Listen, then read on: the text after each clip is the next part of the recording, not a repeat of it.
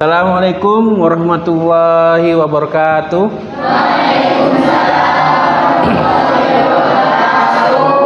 Perkenalkan, saya Bapak Handono Fatkur Rahman, Magister Keperawatan, Spesialis Keperawatan Medikal Bedah. Hari ini adalah pertemuan pertama daripada mata kuliah Keperawatan Medikal Bedah, Sistem Kardiovaskuler, Respirasi, dan Hematologi. Kalau boleh tahu, ada berapa jumlah mahasiswa yang hadir di sini? Ada 39 mahasiswa. Sebelum saya memulai perkuliahan, saya nanti akan menjelaskan mengenai kontrak kuliah terlebih dahulu. Kontrak kuliah ini nanti saya akan jelaskan materi apa saja yang akan kami sampaikan selama kurang lebih 1 semester ke depan. Dan harapannya nanti selama perkuliahan ini adik-adik bisa menikmati perkuliahan ini dan bisa mendapatkan nilai yang terbaik. Oke, sebelum kita mulai, seperti biasa, karena kita berada di wilayah pondok pesantren, seperti biasa sebelum kita mulai kuliah kita membaca sholawat nariyah bersama-sama. Silahkan dipimpin. Sholli sholatan kamilatan wa sallim salaman taman ala sayyidina Muhammadin niladi tanhalu bihil uqadu wa tamfariju bihil kurabu wa tuqda bihil hawaibu wa yuskalu bihil rawaibu wa husnul hawatimin wa yustasqal ghamamu biwajihil karim wa ala alihi wa sahbihi fi kulli lamhati wa nafasin bi adadi kulli bi rahmatika ya arhamar rahimin. Ya. Oke, sebelumnya saya ingin tahu siapa kosmanya. Siapa namanya? Biasa dipanggil Bagas. Bagas. Oke. PJMK-nya? Muhammad Miftah, panggilnya Miftah. Gak ada Kosma, ada Miftah. Nanti yang menghubungi saya selanjutnya dari Mas Miftah ya. Oke, seperti biasa kita akan mulai. Saya akan menjelaskan terlebih dahulu terkait dengan kontrak perkuliahan. Minta tolong yang sudah saya kirim filenya. Oke. Selama 1 semester ke depan, adik-adik ini akan mendapatkan permata kuliah. Yang pertama itu adalah hipertensi, dengan indikatornya adalah mampu memahami hipertensi, kemudian mampu memahami gagal jantung, mampu memahami penyakit jantung iskemik. Selain itu juga adalah mampu memahami infak miokard akut, kemudian mampu memahami stenosis aorta. Ini adalah beberapa penyakit yang terkait dengan kardiovaskuler. Karena di semester ini Keperawatan Medikal Bedah ini ada tiga sistem kardiovaskuler, sistem respirasi, dan sistem hematomologi. 3 sistem ini kita ambil daripada kasus yang terbanyak, di mana nanti di masing-masing sistem ini misalkan kita ambil secara medisnya, kita sampaikan, kita ajarkan bagaimana misalkan hipertensi, apa itu definisinya, apa itu klasifikasinya, apa itu manifestasi klinisnya, apa itu pencegahannya, apa itu penatasaannya. Selain secara medis, kita juga akan mengajarkan mengenai asuhan keperawatannya. Jadi secara medis kita akan sampaikan kepada adik-adik dan juga asuhan keperawatan, karena kita ada perawat berarti kita akan memberikan namanya asuhan keperawatan. Terus ke bawah lagi bahan kajiannya, bahan kajiannya kalau misalkan infak, jangan keburu. Ke bawah sini nomor yang KR ini, yang KR ini mampu memahami asuhan keperawatan IMA. Jadi setiap setiap asuhan setiap sistem kita itu ada medisnya, ada juga asuhan keperawatan. Jadi kalau ada infark miokard akut, kita juga mengajarkan asuhan keperawatan. Nah, kalau infark miokard akut yang kita ajarkan ini semua penyakit paling tidak kita menyampaikan adalah definisi, etiologi, klasifikasi, manifestasi klinis, patofisiologinya, terapi farmakologi sama terapi komplementer. Sedangkan untuk yang respiratori, coba ke bawah. Ini yang kardiovaskuler, ke bawah lagi. Oke. Ke bawah lagi. Dan sini nomor 2 adalah mampu memahami asuhan keperawatan dengan kasus gangguan sistem respiratori. Nah, respiratori itu apa yang kita ajarkan? Yang kita ajarkan yaitu adalah mampu memahami terkait dengan tuberkulosis, pneumonia. Penyakit-penyakit yang kita ajarkan adalah penyakit pneumonia, tuberkulosis paru, kemudian bronkitis, asma, PPOK, penyakit paru obstruksi kronis, dan tonsilitis, sinusitis. Nah, dari ada 5, 6, 7, 8. Dari 8 penyakit ini kita juga ajarkan bagaimana asuhan keperawatannya. Asuhan keperawatan pada pneumonia, asuhan keperawatan pada TB paru, asuhan keperawatan pada asma, tonsilitis, dan PPOK. Jadi untuk yang respiratori ada 8 penyakit yang perlu adik-adik ketahui. Kalau penyakit respiratori itu sebetulnya ada banyak macamnya, tapi kita hanya di sini kita mengenalkan yang paling banyak ya, yang paling banyak ada kasus di masyarakat. Kurang lebih ada 8 kasus ini. Nanti misalkan adik-adik ingin tahu lebih lanjut, nanti kita ada nanti di semester genap itu ada turun ke rumah sakit, praktek rumah sakit. Nah, di situ pasti akan ada banyak kasus-kasus. Nah, seperti itu. Kemudian yang hematomologi, coba ke bawah. Hematomologi di sini ada anemia. Hematomologi itu berarti berhubungan dengan hema. Hema itu darah. Ya, berhubungan dengan hema itu darah-darah. Kalau hematomologi itu kasusnya adalah anemia. Kemudian yang kedua ini adalah anemia, leukemia, hemofilia. Kemudian ada trombosis, ada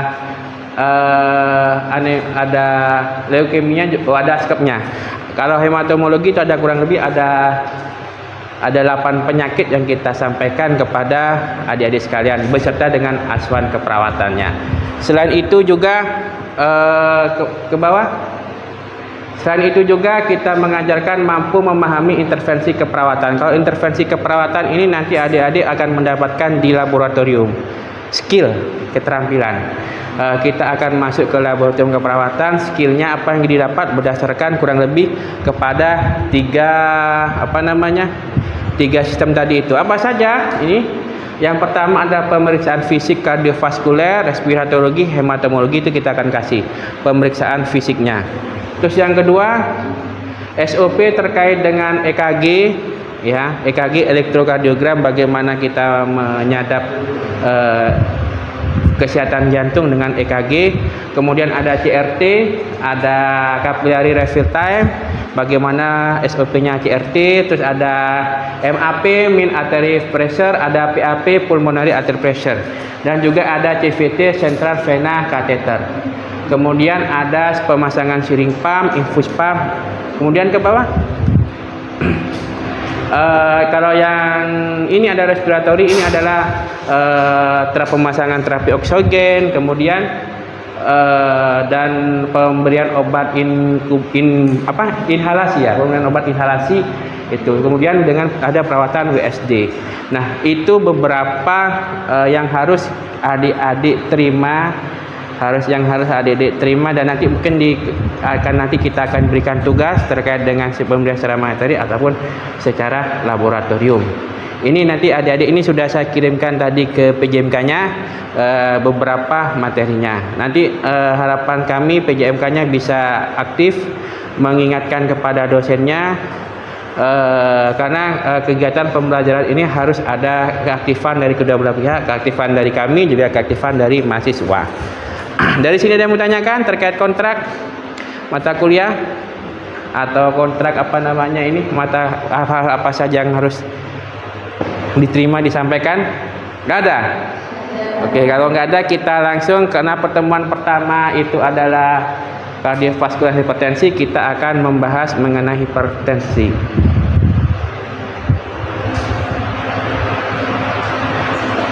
Hipertensi dan asuhan keperawatan. Jadi sesuai dengan rencana pembelajaran semester, sesuai dengan kontrak kita, bahwa pertemuan kita yaitu yang di awal yaitu adalah hipertensi dan asuhan keperawatan.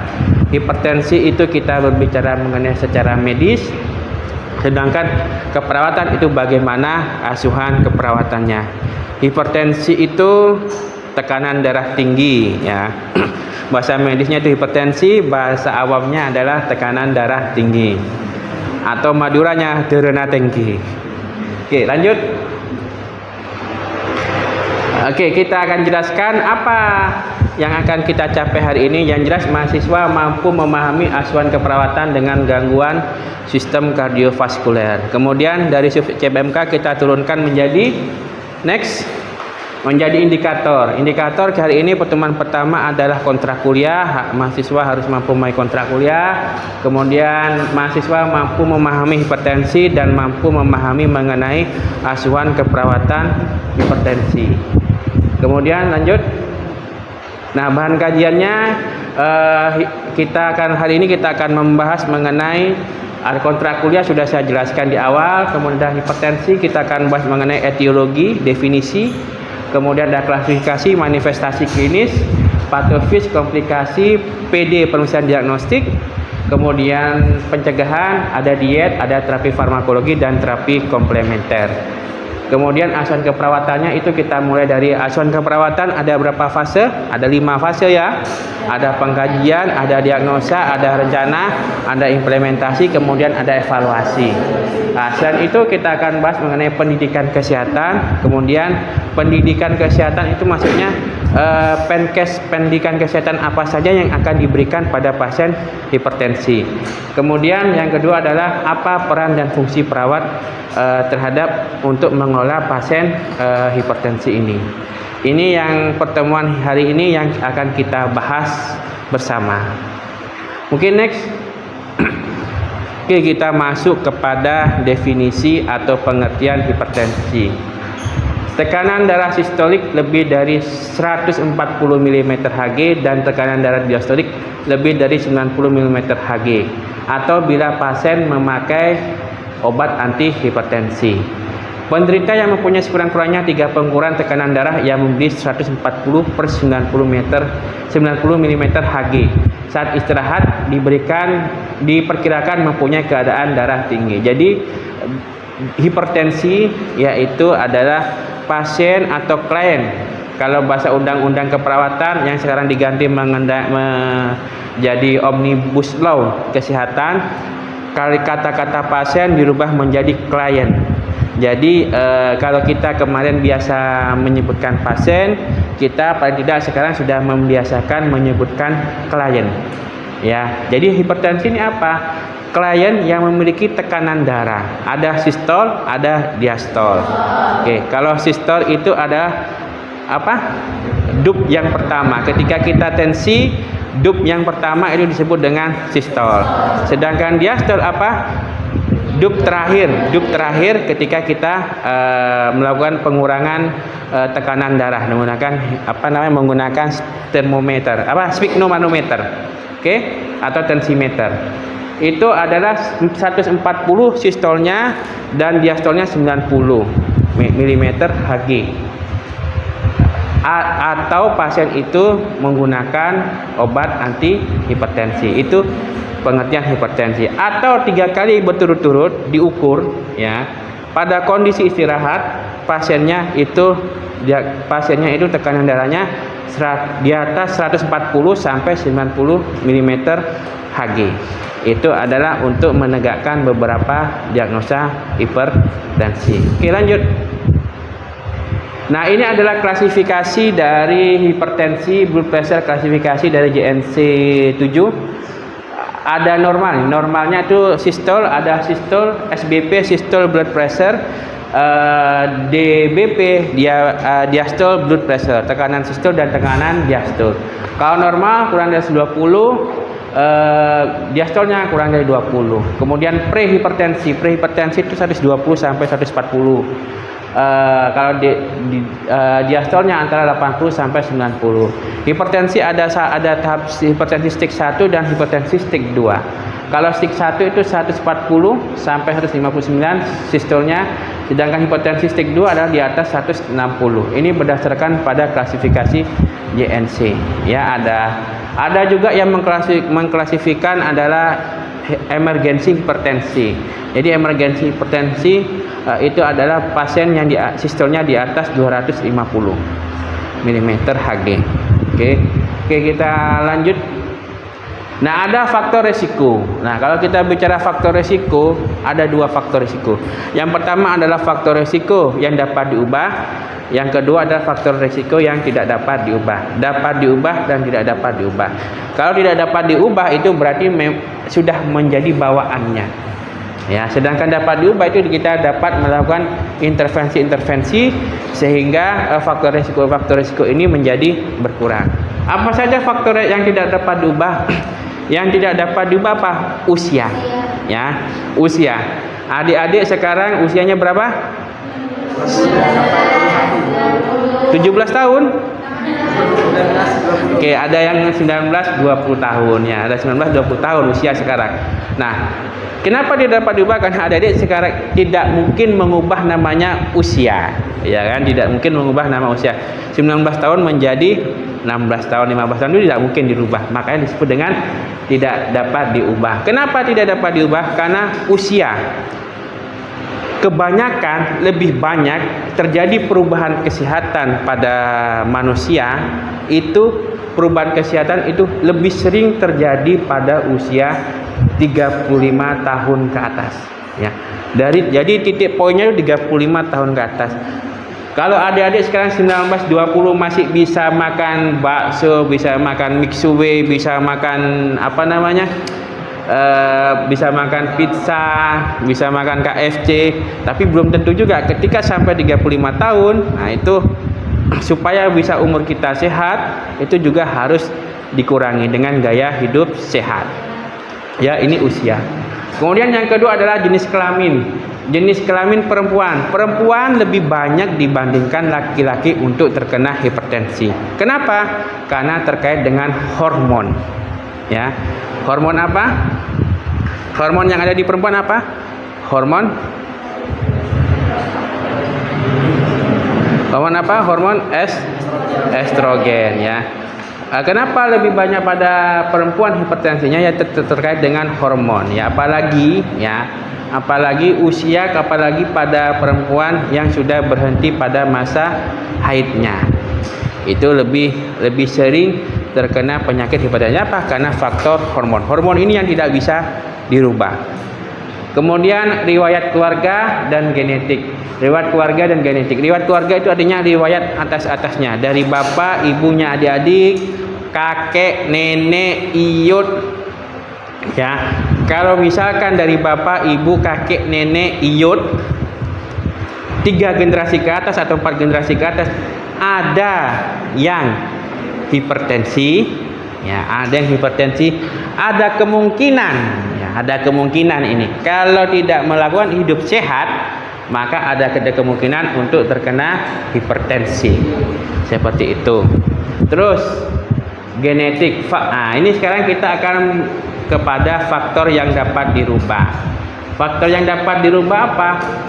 Merokok. Ini terutama yang laki-laki. Merokok.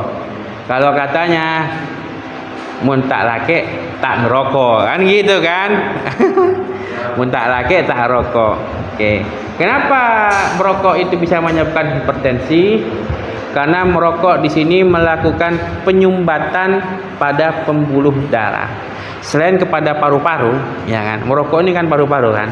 Menyerang utama ke paru-paru, tapi selain kepada paru-paru, orang yang merokok itu juga menyebabkan terjadinya penyumbatan pembuluh darah, namanya aterosklerosis. Itu rokok. Oke, kemudian yang kedua stres. Oke, stres. Adik-adik stres di sini. Kuliah di keperawatan stres. Kuliah di keperawatan stres. Nah, itu bisa menyebabkan tekanan darah tinggi.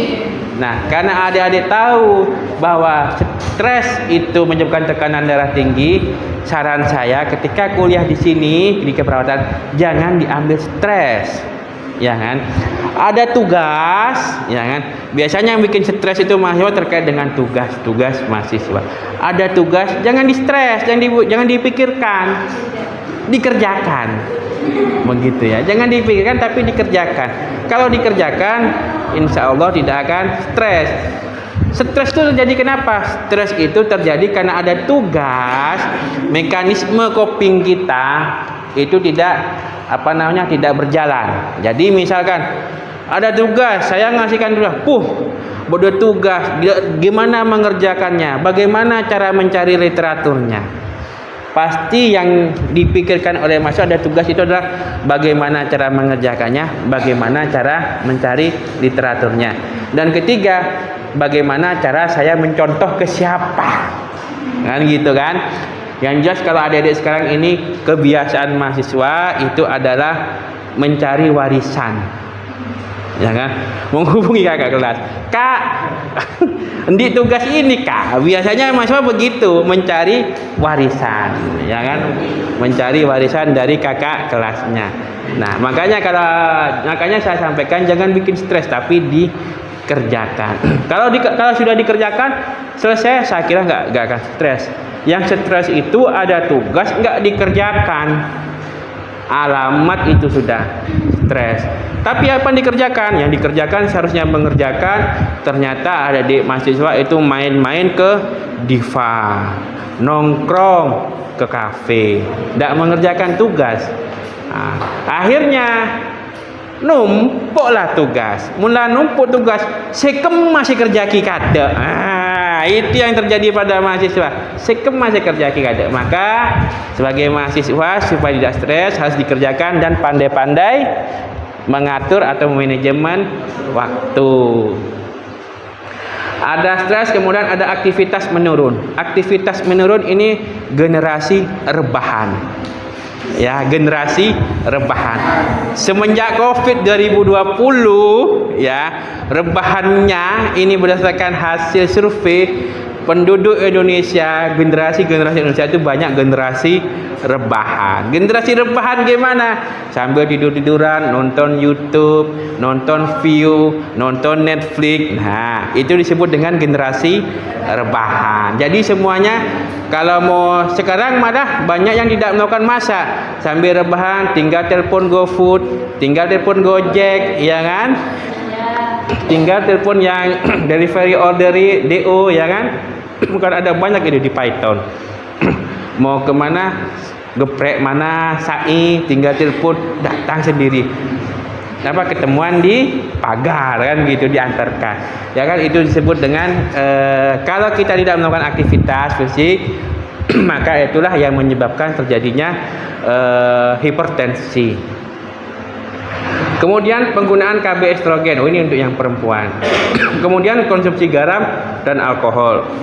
Konsumsi garam berlebih, ya, konsumsi garam berlebih. Kalau misalkan adik-adik senang ke garam itu asin, ya, senang ke makanan acen, ya kan, adik senang ke makanan acen. Nah, ya apalagi kita dekat dengan laut. Dan laut hubungannya dengan nelayan. Nelayan hubungannya dengan ikan segar dan ikan cemor. Ikan apa sih cemor itu? Nah, kok kering itu kan ada asin kan.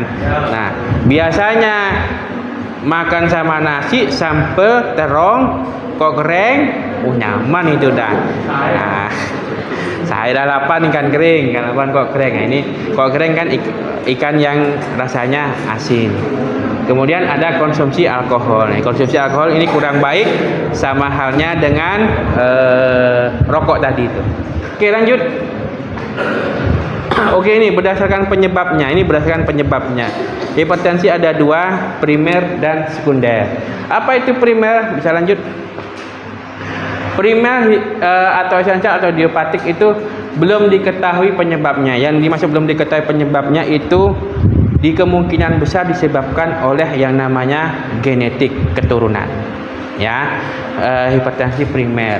Faktor yang berpengaruh bisa genetik, lingkungan, hiperaktivitas susunan saraf, sistem RAA, renin angiotensin. Ini faktor yang mempengaruhi. Faktor yang meningkatkan resiko ada obes, alkohol, merokok, polisistemi. Diderita oleh 90-95% pasien hipertensi pasien dewasa.